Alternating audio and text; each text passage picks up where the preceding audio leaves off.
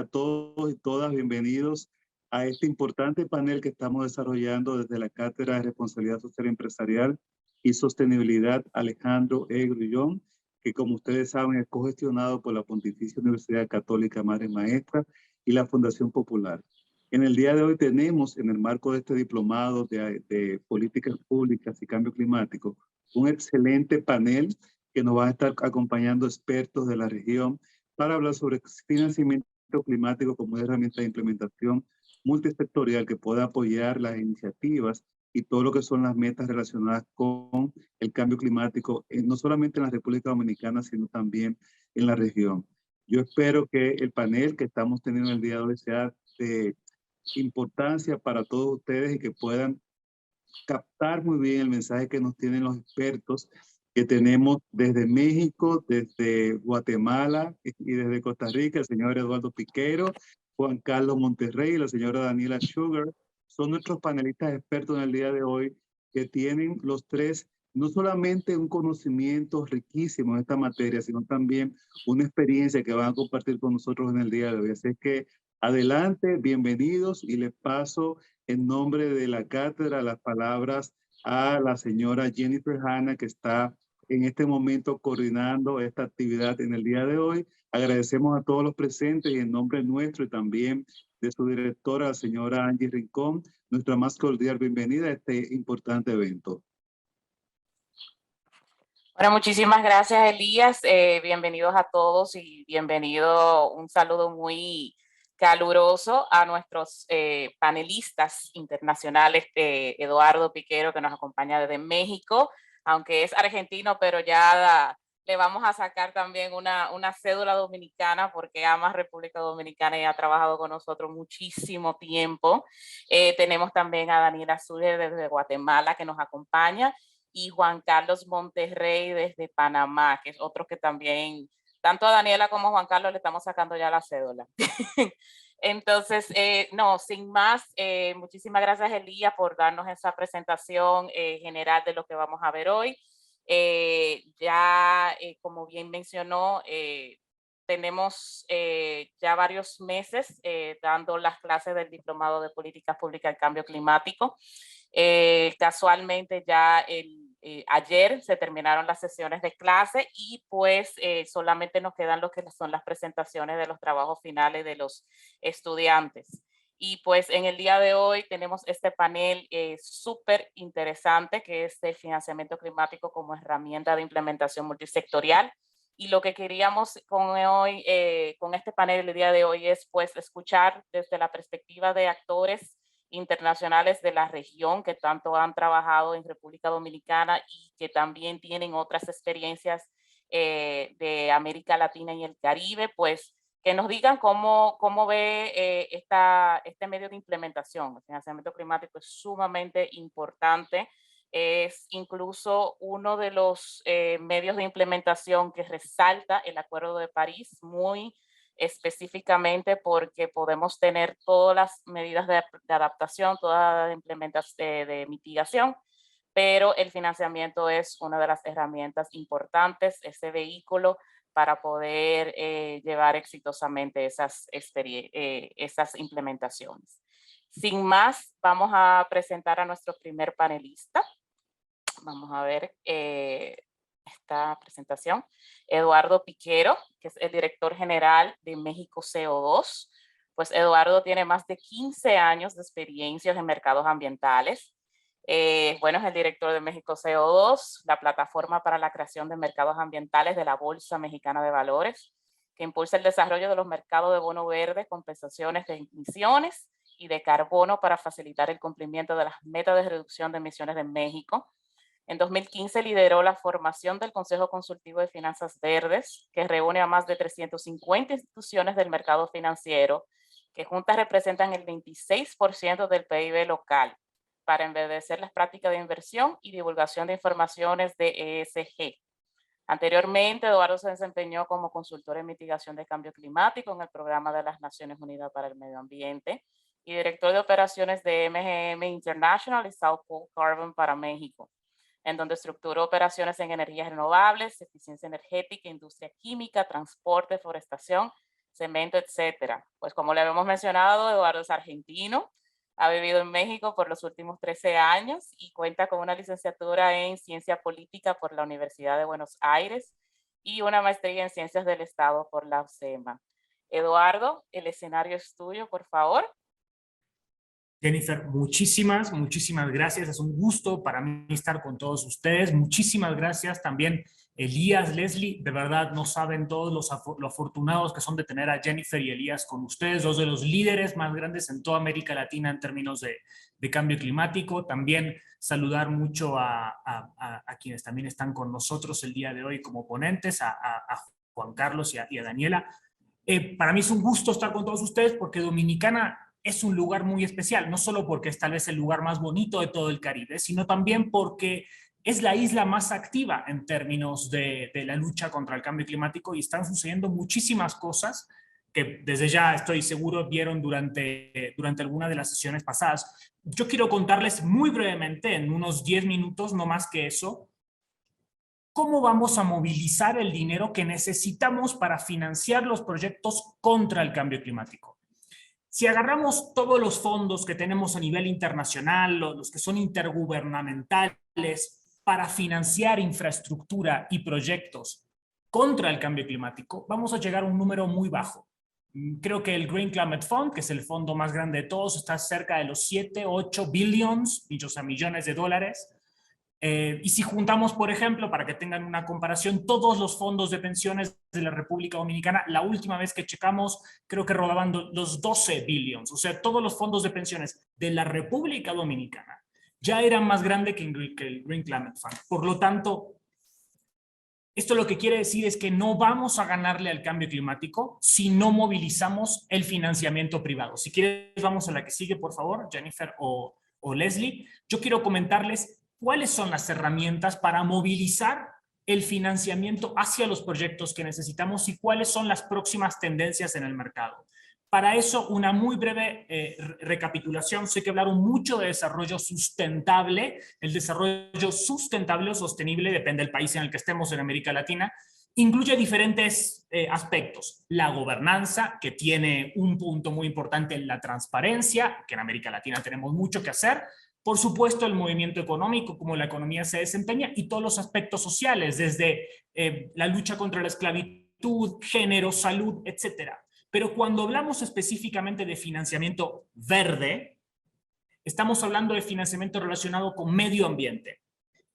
Y luego, dentro de esa definición, tenemos el financiamiento climático, que es el que tiene que ver con mitigación, o sea, reducciones de emisiones de gases de efecto invernadero y también la adaptación al cambio climático. Y todavía más adentro de esa definición tenemos el financiamiento bajo en carbono. Esto quiere decir el financiamiento para la mitigación, para la reducción de emisiones.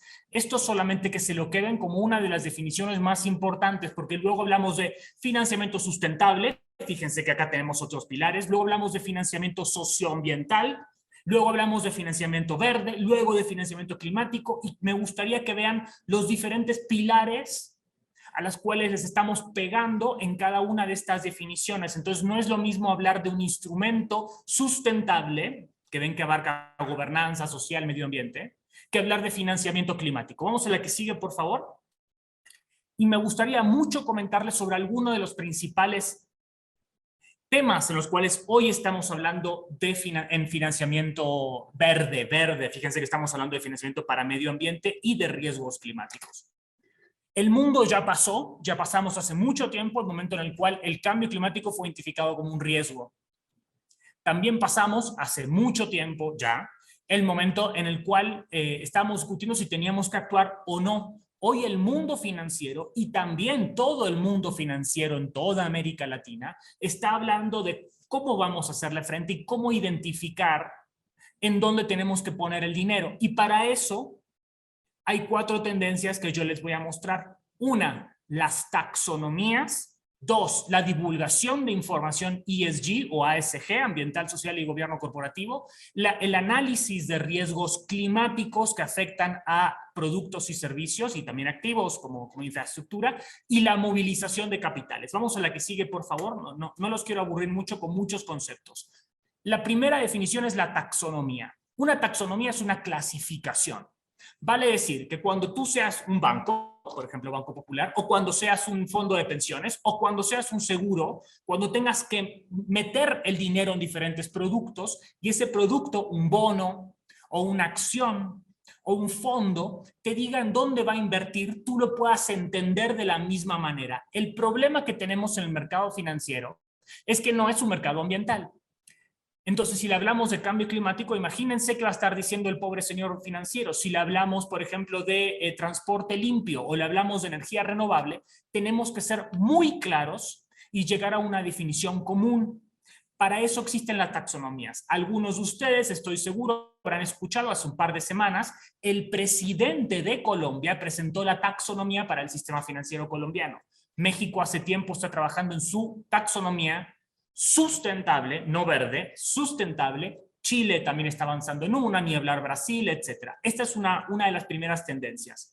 ¿Quién se encarga de definirlo? Nadie en general. Esto tiene que ser un acuerdo de todos los actores. La banca, las autoridades, las empresas que participan en el mercado financiero, por supuesto los reguladores, consultores expertos y desde ya los inversionistas. Esos tienen que estar sentados ahí.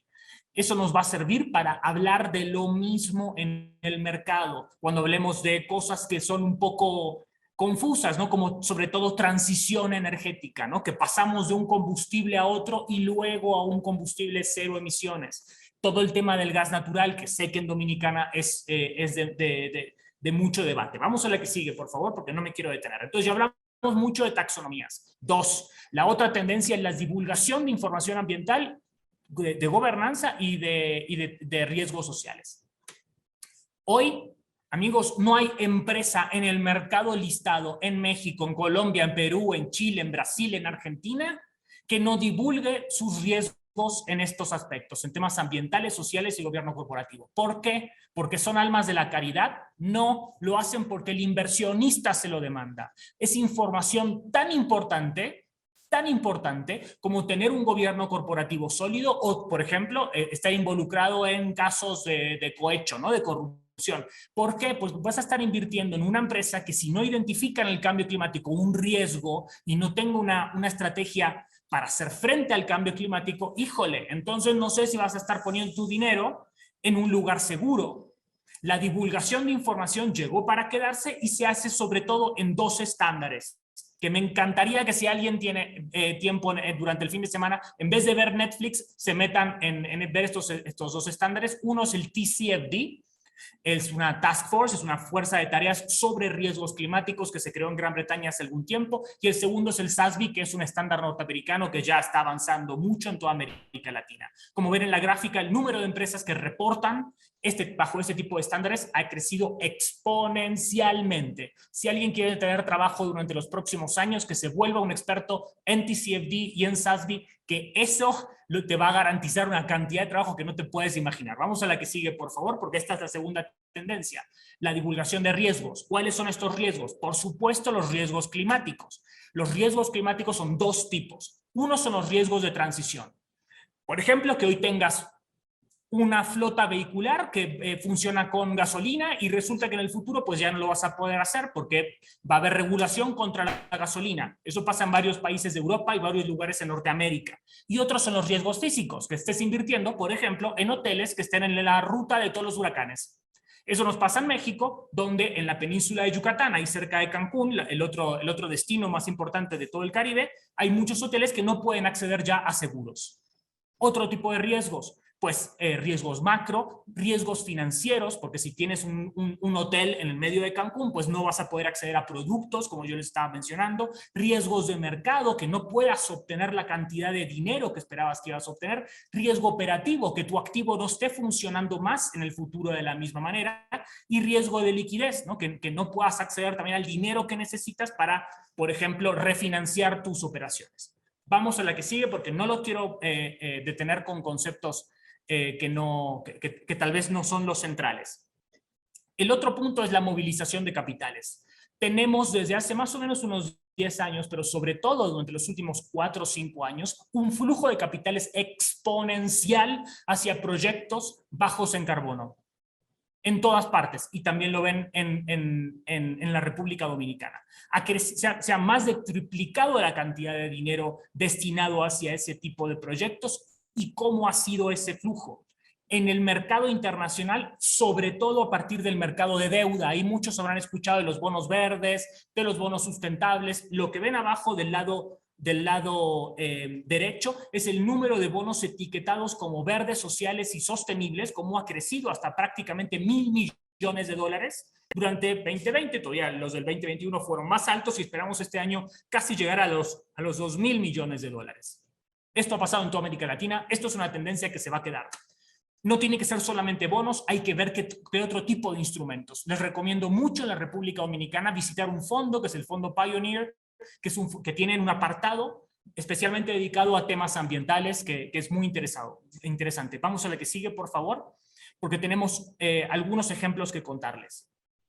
Uno, los bonos etiquetados. ¿Qué es un bono etiquetado? Un bono normal, común y corriente. Para quien no sabe qué es un bono, es un gran pagaré. Es un pagaré enorme que una empresa, vamos a decir, no sé, una empresa de energía, Eje Jaina, necesita dinero, entonces en vez de ir al banco, pues no le pide un crédito, emite la empresa un bono para capturar recursos en el mercado inversionista de fondos de pensiones, aseguradoras, etcétera, y destinar esos recursos a, por ejemplo, un parque eólico, una planta solar. Acá tiene un ejemplo de Perú, donde el Banco de Desarrollo emitió un bono a 3 años en la moneda local, en soles, en la Bolsa de Lima. Esto fue en el 2019, y lo que me gustaría que vean es la tasa. La tasa generalmente de los bonos etiquetados es menor, o sea, lo que tienen que repagar, ¿no? por salir al mercado es menor a lo que hubiera sucedido en un bono no etiquetado, porque tiene mayor demanda. El inversionista quiere tener en su panza, en lo que está invirtiendo, cosas etiquetadas como verdes, porque son de menos riesgo.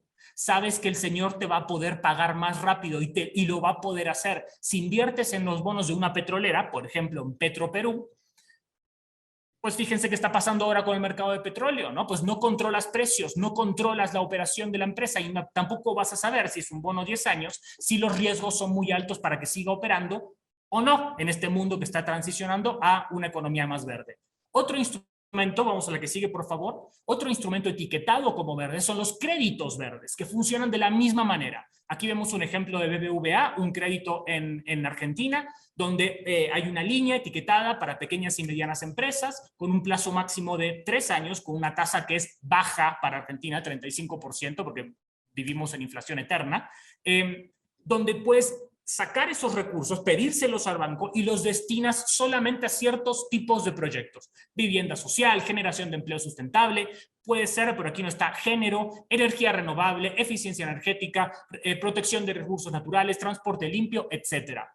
Le ha ido razonablemente bien y paga una tasa, o sea, hay que repagar la tasa, el crédito en una tasa un poquito menor a irte con otros productos que no son etiquetados como verdes. Por lo mismo, el banco se siente más seguro si vas a invertir en algo que tiene menos riesgo. Todo lo que es ESG tiene menos riesgo. Y para terminar, vamos a la que sigue, por favor, que creo que esta es la última, los ETFs. Esto ya es un instrumento un poco más complejo, es un conjunto de acciones. Yo soy una empresa, en este caso BlackRock, que es una empresa que maneja dinero de inversionistas. Califico empresas, digo, uy, pues voy a agarrar las más verdes de toda América Latina. Agarro una empresa de Panamá, agarro una empresa de Guatemala, una empresa de México y digo que estas son las más verdes, creo mi calificación y compro sus acciones y las revendo en el mercado. Este ETF es un ETF mexicano que ha tenido una rentabilidad ya de 18.95%. Esto es muchísimo para México. Esto es en apenas 2 años que lleva en el mercado. Es el ESG MEX. Lo pueden buscar en Google y van a ver cuál es la tendencia. Es impresionante. Y recoge solamente las 10 empresas más verdes del estado de la Bolsa Mexicana de Valores. En definitiva, lo que quiero mostrarles es que si no movilizamos el recurso del sector privado, no vamos a ganarle al cambio climático. Hay que ser pragmático en la selección de los productos y estos son solamente ejemplos. Dominicana tiene otros productos que también pueden verdecer, como fondos privados de inversión, como yo les comenté un ejemplo, que son el futuro para canalizar el dinero hacia los proyectos que necesitamos con el volumen y la rapidez que queremos. El problema que tenemos también con el financiamiento público es el tiempo, es la propiedad, es que tal vez no estamos preparados para bajar esos recursos y están en dólares. nuestros mercados ya son lo suficientemente estables para tener financiamiento en moneda local. Creo que vamos a la que sigue y con esta ya finalizamos. Les dejo dos bases de datos. Una son los bonos etiquetados en México. También, en vez de ver Netflix, sería bueno que los vean. Y también los bonos etiquetados en toda América Latina en la página del CCFB, el Consejo Consultivo de Finanzas Verdes. Espero no haberme demorado más de la cuenta, Jennifer, y vuelvo contigo y dispuesto para responder todas las preguntas que el público tenga. No, muchísimas gracias, Eduardo. De verdad que fue un tiempo récord. Créeme que sí, fue un tiempo récord. Yo siempre aprendo muchísimo cuando Eduardo nos brinda todas estas luces nuevas que bueno, para los que no somos expertos económicos ni financieros, siempre son buenos de refrescarlo y pues tal vez también anunciar que, bueno, República Dominicana sí ya empezó este año su proceso de taxonomía verde. Entonces vamos a ver cómo resulta ese proceso. Muchísimas gracias, Eduardo. Específicamente a los participantes, vayan anotando todas las preguntas que vayan surgiendo. Pueden ir inmediatamente poniéndola dentro del chat del Q&A. Y pues vamos a pasar ahora mismo con Daniela Suge, que es nuestra ingeniera especialista regional en mercados de carbono de Guatemala. Pues como le habíamos mencionado, una guatemalteca, es graduada de Ingeniería Química con una maestría en estrategias público-privadas de desarrollo sostenible, sumamente importante en el día de hoy, y especialmente en el mercado de cambio climático. Inició su carrera profesional trabajando en una empresa dedicada a la medición de huellas de carbono y hacer análisis de factibilidad a proyectos con potencial en mercados de carbono. Pues después ahí empezó a trabajar en la Universidad Galileo, en donde fue parte del equipo del Instituto de Desarrollo Sostenible y pasó luego a ser parte del equipo a cargo de Ingeniería Química. En la Universidad Galileo fue representante en la Plataforma Interuniversitaria de Gestión de Riesgo de Desastre y en el Sistema Guatemalteco de Ciencia del Cambio Climático, que aún ejerce la última representación. Fue parte de la Delegación Nacional de Guatemala en la COP23 y la COP26, la Conferencia de las Partes de Naciones Unidas, como negociadora del artículo 6 del Acuerdo de París, que específicamente trata esta parte del mercado de carbono. Participó como observadora en las negociaciones del artículo 6 en la COP25. Ha sido docente en cursos sobre el tema de ingeniería química, cambio climático, sostenibilidad, desarrollo sostenible, legislación ambiental internacional, ciencias ambientales y finanzas verdes. Y pues actualmente es consultor experto en mercados de carbono del proyecto Incrementando la Rendición de las Contribuciones Nacionalmente Determinadas y el Financiamiento Climático en Centroamérica, mejor conocido como NDC5, el cual está siendo implementado por PNUMA, ONU Ambiente, con financiamiento del Fondo Verde para el Clima. Entre estos cinco, el proyecto lo conforman 5 países, pues El Salvador, Guatemala, Honduras, Nicaragua y por supuesto República Dominicana. Entonces, Daniela, aquí dejo de presentar yo para darte el escenario y muchísimas gracias por acompañarnos en el día de hoy. Muchísimas gracias a todos y buenos días. Es un gusto poder estar aquí con ustedes. Les agradezco mucho la invitación y gracias por el tiempo también y por su atención.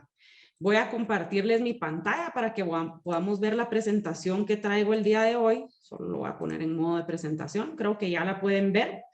Este es un poquito el contenido que quería yo compartir el día de hoy con ustedes. Vamos a hacer un repaso de las generalidades de los mercados de carbono, solo para tener como el mapa, el panorama completo, para luego poder presentarles cuáles fueron esas decisiones que se tomaron en la COP26 sobre el artículo 6, que como bien mencionaba Jennifer, es el que nos habla sobre los mercados de carbono que se crean bajo este acuerdo.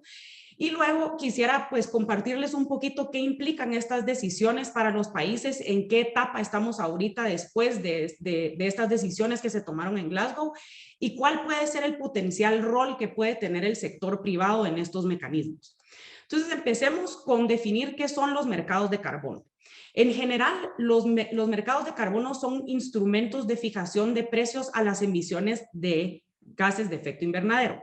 Aquí vamos a hacer una observación. Aunque les llamemos mercados de carbono, abarcan diferentes tipos de gases, ¿verdad? Estamos hablando del metano, el dióxido de carbono, los refrigerantes, el óxido nitroso, pero se le llama mercado de carbono. Nosotros sabemos que las actividades que desarrollamos de forma cotidiana tienen un impacto en términos de gases de efecto invernadero. Entonces, lo que buscan estos mercados es ponerle un precio a lo que cuesta evitarlos, a lo que cuesta reducirlos, a lo que cuesta captarlos. Además de ponerle ese precio a la afectación de la atmósfera, los mercados de carbono lo que buscan es que los agentes económicos empiecen a tomar decisiones sobre esas reducciones de emisiones, buscar incrementar o mejorar esos servicios atmosféricos, esos servicios ecosistémicos que nos van a remover gases de efecto invernadero de la atmósfera. Queremos acelerar esa transformación de las actividades intensivas de emisiones de gases de efecto invernadero a actividades que sean menos intensivas en emisiones. Y lo que queremos es tener un poquito de flexibilidad en los marcos regulatorios. Cuando hablamos de gases de efecto invernadero, por lo general estamos hablando de reducir, prohibir, limitar, poner fecha tope a la emisión. Entonces, los mercados de carbono nos dan una oportunidad de tener un mecanismo de flexibilización con una noción del precio. Aquí es súper importante recordar siempre que estos mercados son creados con un objetivo puntual en mente y ese objetivo tiene que estar bien definido. ¿Qué es lo que queremos hacer o para qué nos va a servir este mercado de carbono? En esta diapositiva, y lo que quiero hacer ahorita es que vayamos pintando un mapa general de los mercados de carbono. ¿Por qué? Porque antes de entrar a hablar del artículo 6 y las decisiones de Glasgow, tenemos que tener claro todo el panorama. Por dos motivos principales, pueden haber más, pero hay dos que yo quiero resaltar. Uno es que ahorita estamos en transición de lo que era el mundo que teníamos bajo el protocolo de Kioto hacia el mundo del Acuerdo de París. Y en el caso de los mercados de carbono es un tema súper importante. Y segundo, porque esta misma transición que se está llevando a cabo empieza a generar pues la separación entre el mercado de carbono regulado y el mercado voluntario está ahorita en un proceso de reevaluación. Entonces empecemos con dividir nuestra pantalla en dos. Vamos a crear el mundo de los mercados y al igual que en los mercados normales tenemos oferta y demanda de otro lado. El lado de oferta tenemos quienes están generando los créditos de carbono porque están teniendo algún proyecto de remoción o reducción de emisiones y del lado de la demanda tenemos entidades que necesitan compensar sus emisiones de gases de efecto invernadero. Nuestro mundo de mercados lo vamos a volver a dividir, solo que ahora vamos a tener el regulado, que son esos mercados que se generan bajo la convención, y luego tenemos el voluntario, que se crea y surge y es regulado por entidades privadas. En el caso del mercado regulado, como les había mencionado, se vuelve a dividir en dos. El mundo que teníamos bajo el protocolo de Kioto, en donde se generaban tres mecanismos de flexibilidad para que los países pudieran cumplir con las metas que tenían bajo el protocolo de Kioto. Entonces se crean tres mecanismos, un sistema de comercio de emisiones, el ETS, el mecanismo de desarrollo limpio y la implementación conjunta o JI por sus siglas en inglés. En estos casos, ¿quiénes estaban generando las unidades? En el caso de del sistemas de comercio de emisiones eran los países anexo 1, en el caso del ML eran los países no anexo 1 y en el caso de la implementación conjunta eran los países anexo 1. ¿Quién demandaba estas unidades? Los países anexo 1, que eran quienes tenían compromisos que cumplir bajo el protocolo de Kioto. Ahora estamos en el mundo del Acuerdo de París. Vamos a ver que nos crea dos mecanismos diferentes, el 6 de mercado, el 6.2, que es el párrafo 2 del artículo 6 del Acuerdo de París, y el párrafo 4 del artículo 6 del Acuerdo de París. El 6.2 crea lo que llamamos los enfoques cooperativos y es países trabajando para generar unidades para los países. Y en el caso del 6.4 son gobiernos nacionales o locales, cualquier entidad autorizada que vaya a desarrollar proyectos. Y aquí quienes van a demandar las unidades son los países que quieran utilizar ITMOS. ITMOS se les conoce a las unidades de mitigación de transferencia internacional que quieran utilizarlo para el cumplimiento de su NDC. Por aparte tenemos el mercado voluntario. En el mercado voluntario tenemos desarrolladores de proyectos que certifican sus proyectos bajo Gold Standard o otras certificaciones, BERRA, BCS, y quienes demandan son empresas o entidades que tienen compromisos de responsabilidad social empresarial, imagen corporativa, compromisos o metas de carbono neutralidad. Además, está todos los mercados o instrumentos de mercado que puedan desarrollarse a nivel nacional. Aquí tenemos sistemas de comercio nacionales o impuestos al carbono o combinaciones de estos impuestos al carbono que permiten mecanismos de flexibilidad en donde pueden compensar ese impuesto con créditos de carbono o otros mecanismos que el gobierno designe. Y aquí, ¿quiénes deben demandar? Las entidades que tienen que compensar según la legislación nacional. A cada una de estas unidades se les llama de forma diferente, pero equivalen a 1 tonelada de dióxido de carbono equivalente, a excepción del 6.2, que vamos a ver que no necesariamente los ITMOs en ese caso en particular son toneladas de dióxido de carbono equivalente. Además, existen mecanismos de compensación que están fuera de las NDCs, que es el CORSIA, que es las emisiones que genera la aviación internacional, y las emisiones por las emisiones de transporte marítimo también, que tienen mecanismos para compensar. Los he colocado en medio porque el CORSIA permite compensación con unidades del mercado regulado o con unidades de los mercados voluntarios. Ahorita, como les mencionaba, estamos en este proceso de transición del protocolo de Kioto al proceso del Acuerdo de París, y las NDCs son sumamente importantes porque tienen un elemento innovador que son los enfoques cooperativos que permiten que los países puedan colaborar entre sí.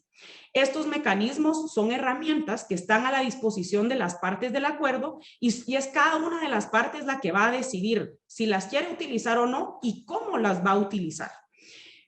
Ahora sí vamos a entrar ya específicamente a lo que es el artículo 6. El artículo 6 crea 3 mecanismos diferentes. El que crea el párrafo 6.2, que se le llaman los enfoques cooperativos, el 6.4, que es un mecanismo centralizado de acreditación, en algunos casos se le ha llamado el mecanismo de desarrollo sostenible, y el artículo 6.8, que son los enfoques no relacionados con el mercado.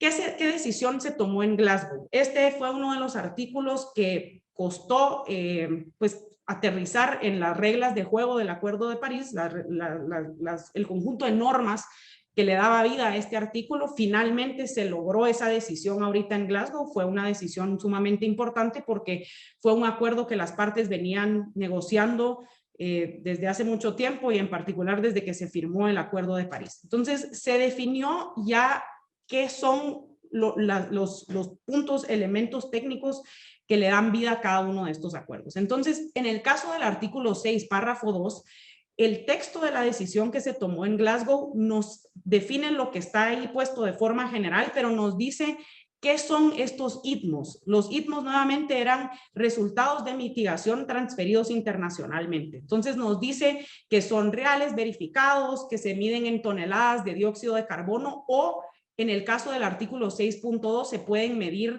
en tonelada, en unidades no expresadas en gases de efecto invernadero, porque sabemos que cada NDC está presentada de forma diferente y hay algunos países que no han expresado su meta en toneladas de dióxido de carbono equivalente. Entonces la idea es que sea un mecanismo inclusivo. Nos dice que pueden ser las unidades que se generan bajo el 6.4 también, y nos dice cuáles son estos requisitos de participación de las partes. Las partes tienen que ser obviamente una parte del Acuerdo de París, tienen que tener todos los arreglos necesarios para poder hacer esa transferencia de unidades de mitigación, tienen que haber presentado reportes nacionales, tienen que tener una NDC obviamente, porque es lo que habilita todo el mecanismo. Nos habla también de un concepto que son los ajustes correspondientes. Se busca evitar la doble contabilidad, entonces los ajustes correspondientes nos dice que esos ajustes o la transacción de esa unidad se tiene que ver reflejada en la contabilidad de las partes que están participando en ese intercambio. Hay requisitos de reporte y tiene que, pues todo está sujeto también a un proceso de revisión. Luego tenemos el 6.4 que crea un mecanismo de acreditación. Nos define nuevamente cómo va a estar normado, crea un órgano supervisor, nos dice cuáles van a ser estas actividades que van a poder participar para ser pues, registradas bajo este mecanismo. Nos habla sobre share of proceeds, que es qué fondo qué cantidad de estas transacciones se va a ir para adaptación, y nos habla de la mitigación global en emisiones mundiales, que es OMGE. Entonces, de eso lo que nos dice es que si las transacciones se llevan a cabo entre dos países, digamos, yo estoy emitiendo 2 unidades, entonces compro 2 unidades, a la larga quedamos a cero y no estamos reduciendo las emisiones mundiales. Entonces, un porcentaje de estas transacciones se va a cancelar a favor de la atmósfera. Y nos da indicaciones también sobre esa transición de actividades del MDE. Finalmente tenemos los enfoques de no mercado, que lo que buscan es promover la ambición, mejorar la participación multisectorial, facilitar oportunidades de cooperación y apoyar a las partes a implementar su NDC. Aquí es importante aclarar que no hay una transacción de unidades de mitigación. Entonces son solo enfoques cooperativos que no tienen ninguna relación con los mercados de carbono. Vamos a ver que hay varios aspectos de estas decisiones que implican ciertas acciones de las partes. Entonces, veamos en qué estamos o qué implica esta decisión para los países que quieran participar. Aquí hay solo algunas de las cosas que los países se están preguntando ahora o que están analizando ahora, y es cómo vamos a hacer todos los arreglos necesarios a lo interno a nivel nacional para poder cumplir con los requisitos de participación y asegurar que estos mecanismos sean verdaderamente utilizados por el país para el cumplimiento de sus NDCs. Entonces, hay varios temas que los países ahorita están pensando o analizando. Uno de ellos son los ajustes correspondientes. ¿Cómo vamos a hacer estos ajustes correspondientes? ¿Qué tipo de herramienta de monitoreo de unidades queremos utilizar? ¿Será que necesito crear un registro nacional de unidades? ¿Cómo lo voy a generar? Hay algunos países que ya tienen registros nacionales de unidades, hay otros que tienen que crearlo. Herramientas de monitoreo, también necesitamos tener alguna forma de llevar control sobre cada una de estas unidades que nosotros vamos a transferir. Hay que ver si podemos como partes cumplir estos requisitos de reporte que tenemos que cumplir a la hora de participar en estos mecanismos. Además que hay que crear, pues en el caso del artículo 6.4, una autoridad nacional designada. Hay que hacer declaraciones sobre el uso que se van a tener. Se tiene que comunicar los vínculos que hay. No es solo el mecanismo, sino ver cómo el uso de este mecanismo va a contribuir con el desarrollo sostenible. Y pues otras consideraciones también, cómo evitamos sobrevender unidades de mitigación y luego ya no llegar a nuestra meta que teníamos en la NDC. Y muchas partes también se están preguntando el rol que tienen los mecanismos de mercado voluntario en el país. Aquí son muchas preguntas las que están todavía en proceso de definirse, pero lo que sí queda claro es que las partes ahorita están en proceso de analizar cuáles van a ser esas modificaciones legales o creación de nuevos instrumentos legales que permitan esta participación. Se están haciendo también ajustes en mecanismos técnicos que se necesitan para habilitar esta participación, y lo que sí definitivamente queda claro es que se necesita trabajar en crear y construir capacidades que permitan a cada una de las partes lograr una participación exitosa en estos mecanismos. Los mecanismos del mercado tienen también el potencial de fomentar la participación del sector privado, que como bien mencionaba Eduardo, es sumamente importante que podamos movilizar ese financiamiento de parte del sector privado hacia la acción que están planteadas en la NDC.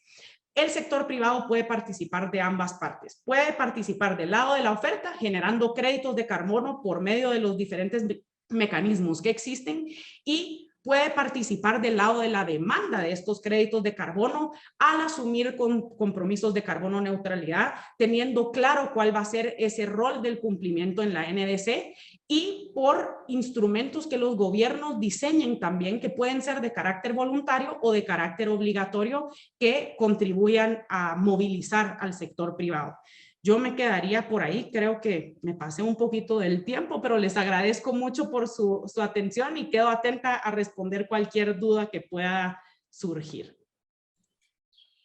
Muchísimas gracias, Daniela. Daniela, no importa los minutos extra porque creo personalmente esta ha sido la explicación más transparente y clara de lo que menciona el artículo C del Acuerdo de París. Para aquellos que no conocemos y que no tenemos esa expertise de mercado de carbono y de financiamiento, entonces está genial. Ya vamos a, perdonen, déjenme compartir otra vez la pantalla para presentar a nuestro siguiente panelista. Él es Juan Carlos Monterrey. Deme un minuto, que la que está teniendo problemas ahora con pantalla soy yo. Bien, perfecto. Juan Carlos nos acompaña de Panamá, es el director ejecutivo de Climate Resilience, un experto inaugural de la Fundación Obama y vicepresidente para la implementación de la Convención Marco de las Naciones Unidas sobre el Cambio Climático. Juan Carlos fue el jefe negociador de Panamá en la COP26 en Glasgow, recientemente ahora finalizando el 2021, y lideró la delegación más joven en la historia de las negociaciones climáticas. Monterrey tiene experiencia en transparencia climática, mercados de carbono y soluciones basadas en la naturaleza. Es coautor de los decretos ejecutivos que establecieron el Mercado Nacional de Carbono en Panamá y el Programa Nacional Reduce tu Huella para el Desarrollo Bajo en Emisiones. Juan Carlos creció en el Pájaro de Peces, una comunidad rural en el Arco Seco de Panamá y afectada por la crisis climática. En noviembre de 2021, el presidente Laurentino Cortizo de Panamá lo designó para hacer una lectura de la Declaración de Independencia de España en conmemoración del Bicentenario de la República.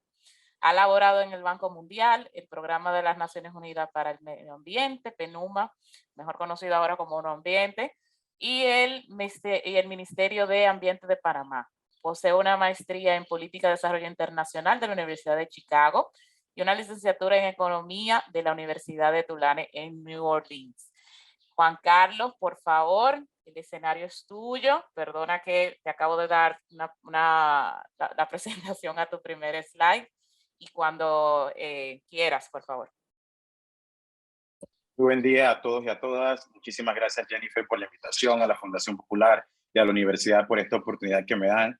Me encantaron tanto las presentaciones de Enrique como de la colega Daniela. Es una visión bastante optimista de lo que se tiene que hacer tanto de parte del Estado, pero también de parte del sector privado, como mencionó Enrique. Si de verdad nosotros vamos a crear ese cambio positivo para frenar la crisis climática y ayudar a que todos nos podamos beneficiar de ese desarrollo sostenible en esa transición hacia un futuro bajo en emisiones, es muy importante el involucramiento del sector privado. Con antelación pido disculpas porque el pantallazo que yo les voy a dar no es tan optimista como el de mis colegas, porque lo cierto es que tenemos 30 años como países, como naciones, discutiendo la cuestión del cambio climático, tratando de llegar a una solución, pero durante esos 30 años hemos duplicado esas mismas emisiones que nosotros hemos tratado de disminuir. Durante esos 30 años yo he vivido toda mi vida, nací el mismo año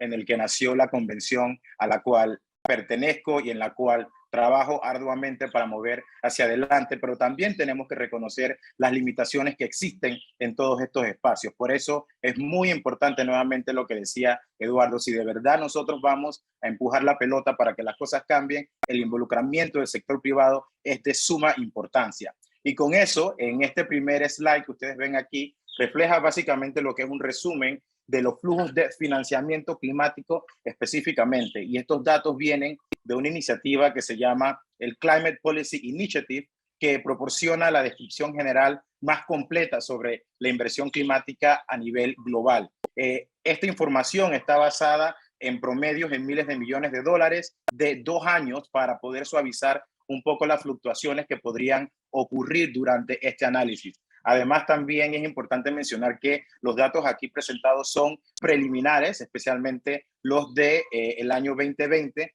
y se espera que los datos finales del año 2020 estén disponibles el próximo diciembre o a final de este año. Aquí lo que nos dice esta gráfica es que definitivamente tanto los actores públicos como los actores privados han venido aumentando constantemente sus inversiones en temas de cambio climático en la última década. Sin embargo, estos flujos se estancaron un poco al final de los últimos años de la década. Ustedes verán que en el 2019-2020 llegaron a alcanzar 632 mil millones de dólares con una tasa bastante moderada de crecimiento en comparación con lo que ocurrió en la primera parte de la década pasada. Esto es bastante preocupante. ¿Y por qué es preocupante? Porque estos datos todavía no incluyen el impacto del COVID en las finanzas estatales, en las finanzas privadas y sobre todo en las finanzas climáticas, que es lo que nos trae hoy día a este panel. El aumento entre 2017 al 2020 fue de solo un 10%. Por eso decimos que la tasa fue un poco estancada y eso fue muchísimo más lento que el aumento promedio que nosotros observamos en los años anteriores, que era de alrededor de un 24%. Entonces, ustedes dirán, wow, 632 mil millones de dólares suena como un montón de dinero, suena como que estamos haciendo las cosas bien, pero lo cierto es que estamos aún muy lejos de poder lograr el nivel de financiamiento necesario para poder cumplir con los 3 objetivos del Acuerdo de París. Recordemos que el Acuerdo de París nos llama a limitar el incremento en las emisiones y encaminar al mundo hacia la neutralidad de carbono. El Acuerdo de París nos llama a dirigir financiamiento para que las comunidades más vulnerables que no hicieron nada para ocasionar esta crisis se puedan adaptar. Y el tercer objetivo del Acuerdo de París, del cual casi nunca se habla, es la transformación completa del sistema económico y financiero global para que esté en línea con los 2 objetivos anteriores. Siguiente, por favor. En este slide ustedes podrán ver la gran brecha que existe actualmente en financiamiento climático si de verdad nosotros estamos comprometidos con lo que es limitar el aumento de la temperatura global en 1.5 grados como nos exige el Acuerdo de París en su primer objetivo. Nosotros, analizando esta gráfica, podemos darnos cuenta que si de verdad queremos lograr ese objetivo de limitar la temperatura en 1.5, de aquí al 2030 tenemos que incrementar el financiamiento climático en un 590%. Es decir, en menos de 8 años tenemos que hacer muchísimo más de lo que no logramos hacer en 30 años. Y si bien este panorama se ve bastante depresivo, se ve como un panorama en el cual cualquiera persona tira la toalla, nosotros no tenemos esa oportunidad, porque cuando estamos hablando de la crisis climática, cuando hablamos de esta lucha, estamos hablando de nosotros mismos, estamos hablando de la sobrevivencia de nuestras familias, de nuestras comunidades, estamos hablando de dejarle a las futuras generaciones un planeta habitable. Así que si bien la lucha se ve bastante difícil en estos momentos, es muy importante lo que ustedes como estudiantes de este diplomado están haciendo. Se están versando sobre una temática que va a significar la razón más importante para luchar durante los próximos 8 años. El conocimiento que están adquiriendo, no solamente durante este panel, sino también en todas las clases anteriores, les va a servir para unirse a una lucha en la que tenemos que reclutar a muchísimas más personas. Hablando específicamente de financiamiento público, en el 2010, en la Conferencia Climática de Copenhague, los grandes países ricos dijeron que le iban a donar a los países menos desarrollados 100 mil millones de dólares al año al 2020. Esa fue una meta que no se cumplió. No se cumplió en 2020, no se cumplió en 2021. En la COP26 en Glasgow nos prometieron una hoja de ruta para cumplir esta meta antes del 2024. Pero como verán, ya estamos tarde y al 2024 se espera contar con una nueva meta de financiamiento por parte de los países desarrollados hacia los países no tan desarrollados. Entonces, esta gráfica nos muestra la realidad de dónde estamos nosotros con el financiamiento climático a nivel global, incluyendo tanto la inversión privada como la inversión pública. Y aquí nuevamente resalto lo que mencionaba Eduardo. El papel del sector privado es de suma importancia, pero nosotros también tenemos que tener un olfato muy desarrollado cuando hablamos del involucramiento del sector privado, porque la verdad es que el greenwashing, como se le conoce, está muy fuerte y anda por todos lados. Siempre escuchamos que Apple, que Microsoft, que Salesforce, estas industrias, estas empresas grandísimas de tecnología, tienen planes muy ambiciosos de cambio climático y lo publican e invierten muchísimo para hacer y dar a conocer esa información. Sin embargo, un nuevo estudio nos indica que las inversiones privadas, es decir, lo que hacen estas empresas con el cash que tienen, afecta muchísimo más la crisis climática y borra por completo cualquier ganancia en beneficio del planeta que pueden tener sus planes de acciones climáticos. ¿Y esto a qué se debe? Esto se debe a que todo el dinero lo tienen invertido en grandes bancos multinacionales, internacionales, que están todavía financiando lo que se conocen como proyectos basados en combustibles fósiles. Es decir, ponen un plan que los hace ver muy bonito, sus operaciones van a ser carbono neutral, tienen plantas solares, etcétera, pero todo el dinero que ellos están ganando lo están invirtiendo y lo están colocando en bancos que todavía siguen financiando la destrucción de la atmósfera y por ende la futura destrucción de nuestra casa común.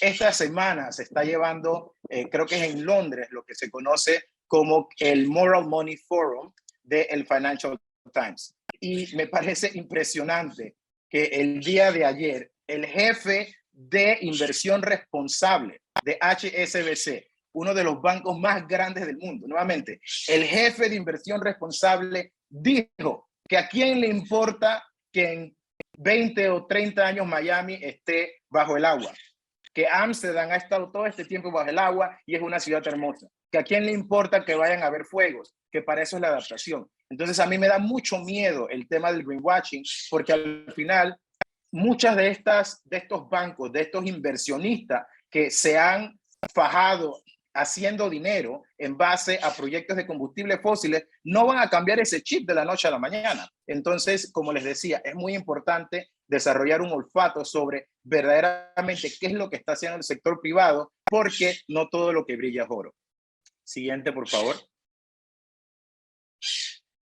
Ahora, hablando un poquito de ese concepto de neutralidad de carbono. Cuando hablamos de neutralidad de carbono, es que básicamente el balance final entre las emisiones y las remociones de igual a cero. El Acuerdo de París nos llama a que al 2050 nosotros alcancemos esta neutralidad global de carbono y le pide a los países desarrollados que presenten sus planes, que los encaminen hacia esa hoja de ruta para lograr la neutralidad. Sin embargo, nosotros podemos ver que la gran mayoría de los países desarrollados nos presentan metas gigantescas, aspiracionales, y las venden con bombos y platillos, pero ninguno de verdad presenta una hoja de ruta clara que defina cómo van a descarbonizar a esos sectores que son altamente contaminantes. En esta gráfica nosotros podemos ver lo que sería la inversión, por ejemplo, en vehículos ligeros y la inversión en construcción, vehículos por parte del transporte, que es uno de los sectores que más emite, y la construcción por parte de la infraestructura, que es otro de los sectores que más emiten. Y pueden ver que todavía el nivel de financiamiento climático orientado a nivel global dentro de esos sectores es muy mínimo y no se compara con la necesidad que nosotros tenemos. He aquí la importancia de que personas como ustedes se involucren, se eduquen cada vez más sobre este tipo de acontecimientos, para que ustedes también puedan emprender, para que ustedes también puedan innovar. El sector privado tiene mucha capacidad de cambio, el sector privado tiene toda la fuerza para hacer el cambio, pero lo que necesitamos es que empujen el cambio al nivel que se necesita. Y por eso siempre me encanta participar en este tipo de panel con estudiantes, en diplomados, en cursos, porque ustedes son el futuro y los que nos van a ayudar a que estas gráficas cambien de la manera tan rápida como necesitamos que cambie para poder nosotros asegurar de que esa temperatura no va a incrementar más de 1.5, y no solamente eso, de que las comunidades más vulnerables, los países como República Dominicana, Panamá, Guatemala, puedan adaptarse y puedan progresar a pesar de los impactos de la crisis climática, porque impactos van a venir. Lo que nosotros necesitamos son las herramientas para poder adaptarnos. Y también me alegra mucho que dentro de nuestra región existan instituciones financieras que sí se están tomando esto en serio, y eso manda un mensaje muy clave a los más grandes a nivel global de que el cambio es necesario y cada uno puede aportar un poco desde el área o la escala de trabajo en la que se encuentra. Siguiente, por favor. Ahora, cuando nosotros hablamos específicamente de financiamiento climático desagregado por temática, podemos ver que la gran mayoría del financiamiento siempre ha ido destinado a la mitigación. Esto no nos debe sorprender, ya que dentro de la mitigación encontramos todos estos aspectos de energías renovables, encontramos los temas relacionados con vehículos eléctricos, con construcción verde, y es ahí donde el sector privado ha identificado primordialmente aquellos rendimientos de los cuales ellos se pueden beneficiar. Pero necesitamos redoblar esfuerzos en lo que es el empuje del financiamiento para la adaptación. Hoy día la gran mayoría de financiamiento para la adaptación viene de fondos públicos, viene de fondos estatales, y es necesario ser un poquito más innovadores, ser un poquito más creativos, y nuevamente por eso es que los necesitamos a ustedes, para que puedan pensar sobre estos problemas, para que puedan diseñar nuevas estructuras, nuevos instrumentos que nos ayuden a adaptarnos, que nos ayuden a dinamizar ese financiamiento en la adaptación y que sirvan de pilotos para luego poder expandirlos a una mejor escala o a una escala mayor. Pero simplemente hoy día el financiamiento para la adaptación queda muy rezagado, aunque es importante mencionar que se ha notado cierto nivel de incremento en los últimos años. Siguiente, por favor. Esta gráfica es quizás una de las gráficas que más me motiva de todo lo que les he presentado, porque aquí queda muy importante resaltado el papel de los hogares y el papel del individuo. Nosotros como consumidores tenemos el poder de poder empujar ese cambio transformador, de poder acelerar esas acciones para que el financiamiento climático aumente. Como verán, los hogares y los individuos representan la tercera parte más grande de financiamiento privado.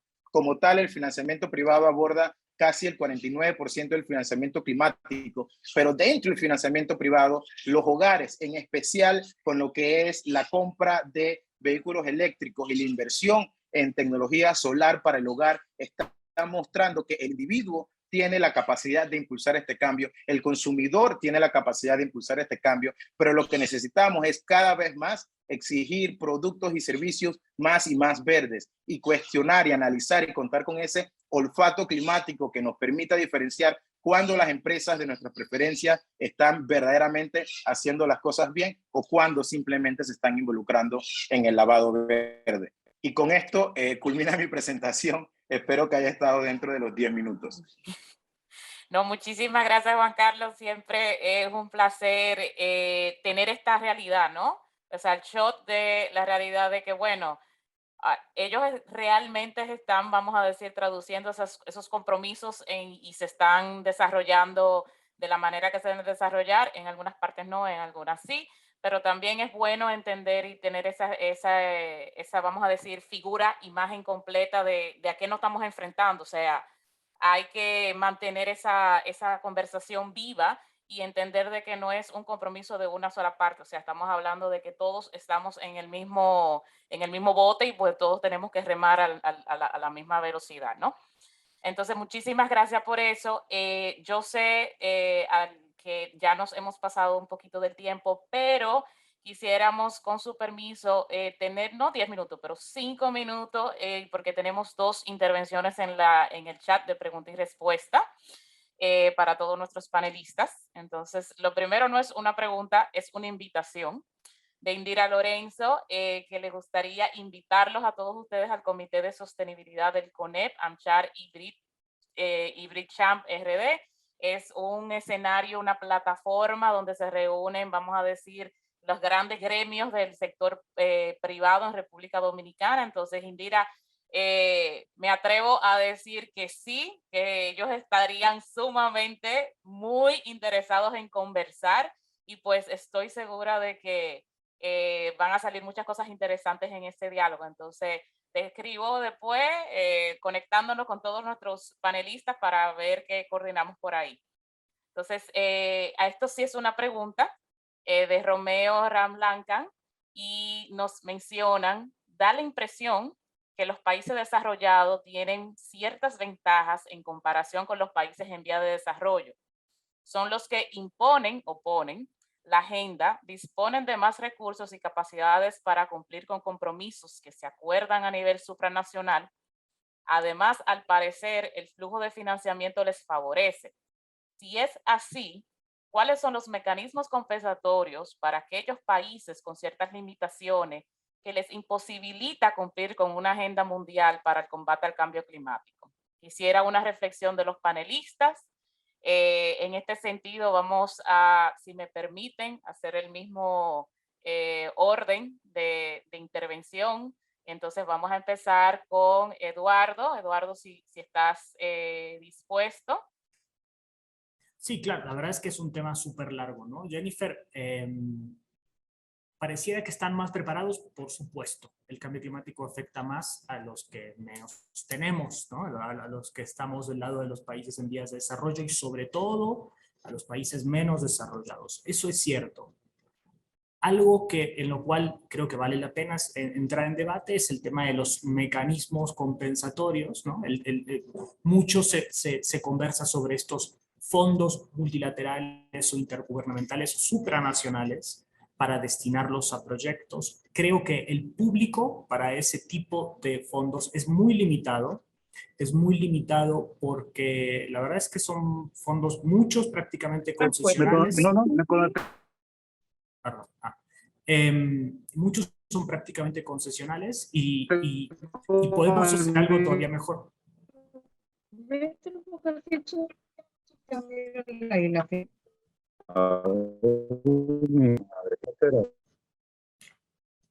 Creo que podemos hacer algo todavía mejor. Creo que nuestro rol en los países en vías de desarrollado y de renta media o renta media alta, como República Dominicana, están en ofrecer al mercado proyectos que sean invertibles y en los cuales pues, también tengas generación de ganancias. Dominicana es una potencia turística, hay mucho que hacer también en transición energética, en generación de energía renovable en el país, ni hablar en transporte, creo que pocos lugares tienen tanto tráfico como República Dominicana y vale mucho la pena abrir esa posibilidad de inversión a países desarrollados. A lo que voy es, si creamos las condiciones para que la inversión venga y se centre en este tipo de proyectos, la inversión va a venir porque los están buscando.